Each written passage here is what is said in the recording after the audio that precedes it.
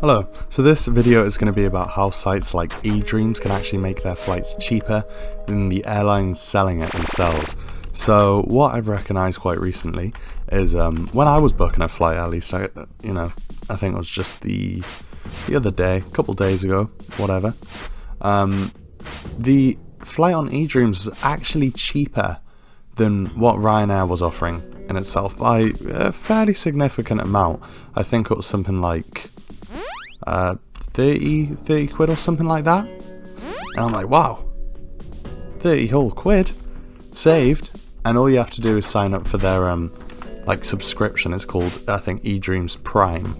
Now you might be saying, well, there's the catch, that's why it's cheaper, and you'd be right for the most part, because ultimately they are signing you up to a subscription, and it is actually quite hard to cancel. You have to call them up.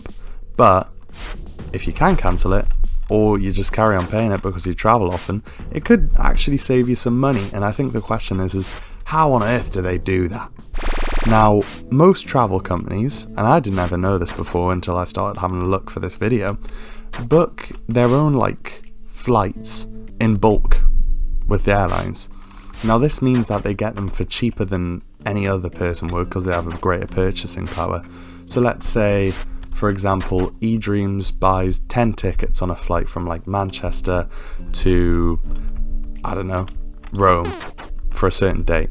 Now they have them flights and they can offer them to customers for slightly cheaper, and normal travel sites do this as well. Booking.com, for example, they do the exact same thing. And so they've gotten this discount on the flight because obviously that means Ryanair is going to have a guaranteed profit if they buy in bulk. But they got a discount on that flight and they sell it for probably the same thing that they actually got it for, maybe with a bit of profit on top. But they have the subscription fee that they hope that you'll stick with, and they basically charge you that because it's almost like a guaranteed form of revenue.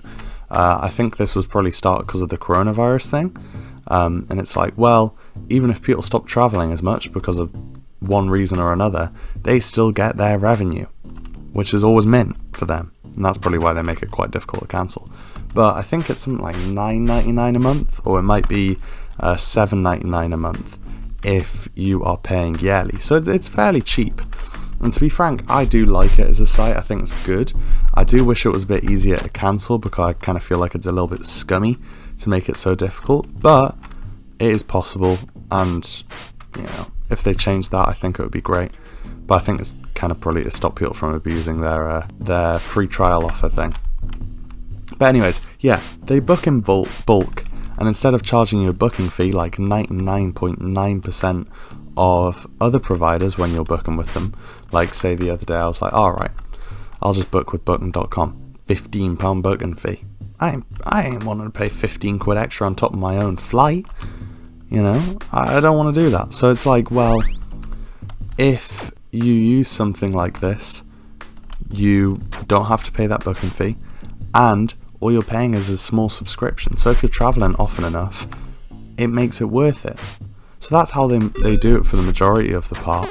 So do I think you should use it? Sorry, I have to readjust my chair a little. It's like a pirate ship when I move around on this thing.